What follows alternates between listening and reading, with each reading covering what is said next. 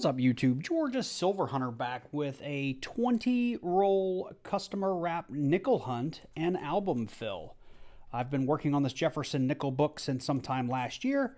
I'm missing a lot from 38D up through 58. There's, a lot of holes I need to fill in those years. Outside of that, it's pretty much just S-clad proofs and the 2009. Let's see if I can get to it. The 2009 Philly. For some reason, I just haven't been able to find one of those, or I've just skipped over them and not put them in the book. So with that said, we're going to jump into these rolls, and hopefully we find some book fillers.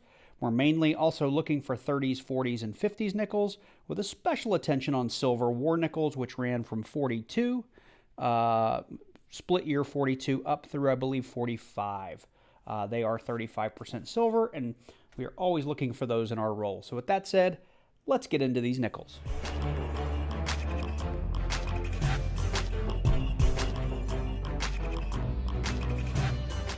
So as usual, I will go ahead and pull you guys in here for our very first roll.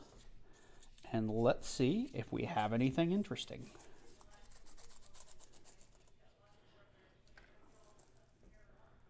I'm not seeing anything that would look like a silver war nickel. Couple of miscolored ones. All right, well, no silver in there. I will go through these. I will bring you in when we find something. And I do have a document, my description down below, that also has some varieties and errors that we would be looking for with a nickel. So feel free to head down there and check out that document. We're on roll number 6, and we found an oldie. Face up here, it is a 19, come on, focus camera, a 1939. And it is a Philly. Unfortunately, we needed the Denver on that 39, so not going to make the book. I believe there's a DDR on this coin on the word 5 cents in Monticello, but it's not there. Anyway, it's our first find of the box. We'll place it right there. So we just cracked into roll number 10. I did pull a couple along the way. Let me zoom in here. Couple of nickels along the way that were just kind of stunners. They're probably going to be upgrades for the book. Haven't found too much else until we came across another 1940s nickel. It is a 1946. I don't need the Philly or the Denver. This one is a Philly, and it's pretty beat up, but it is a find. It'll go up here next to our 39.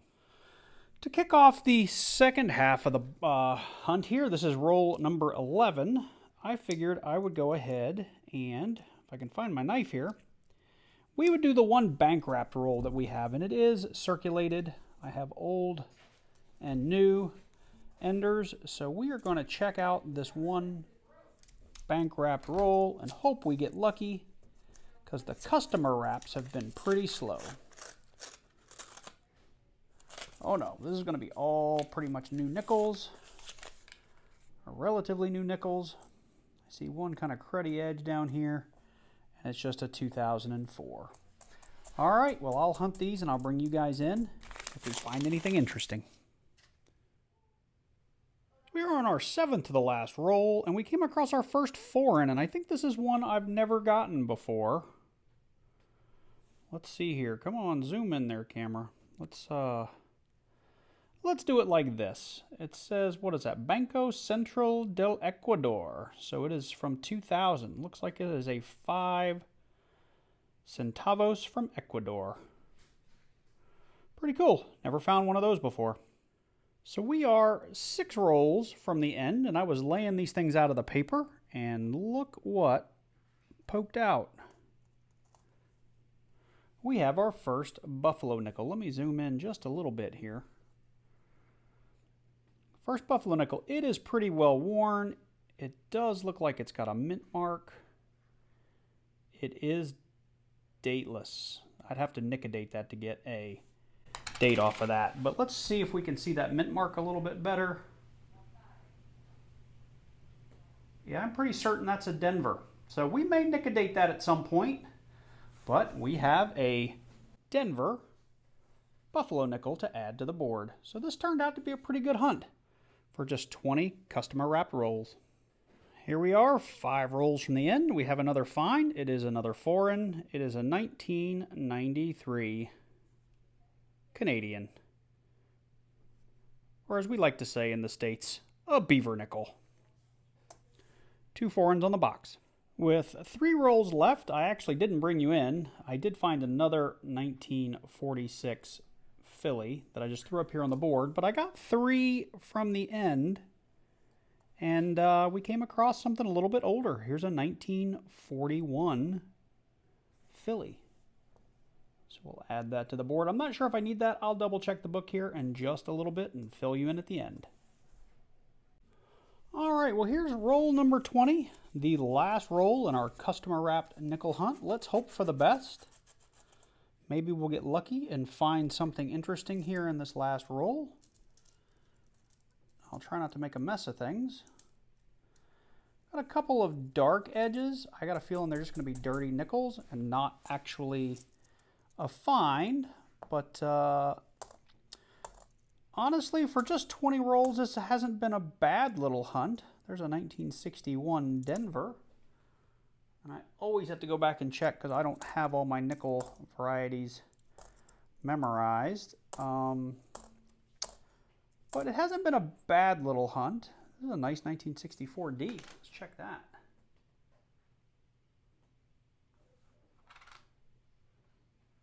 That's a beautiful 64. We're going to see if that upgrades my book.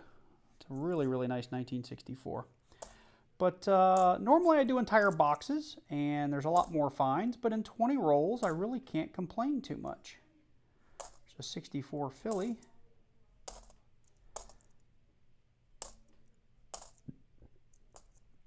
But I hope you guys don't mind these customer wrapped hunts. I have had some trouble still getting coins from time to time. And when I do, I just make the best of it and get what I can get. So let me know in the comments down below if you hate these kinds of hunts or if you like them. What was that one? That was an 88.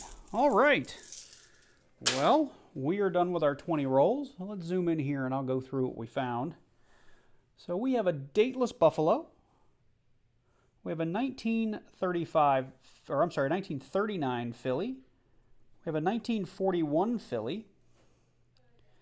We had 2 1946 Phillies. So these are our older nickel finds. None of them are going to go in my book unless I nickel-date this buffalo nickel and find that it is a nickel that I need for that book. We did end up with an Ecuadorian centavo, and we ended up with a single beaver nickel from 1993 out of Canada. We also had 5 nickels that I'm going to see will upgrade if they're upgrades in my book. A 64D, a 70, a 97, a 95, and a really, really nice 2005 Buffalo. It's a Denver. So let me check the book real quick. I'll pop those in if they are upgrades, and I will let you see what the book looks like with the additions. So I've already replaced them, but the 64D was an upgrade, and the 1970D was an upgrade in my book. I've already replaced them.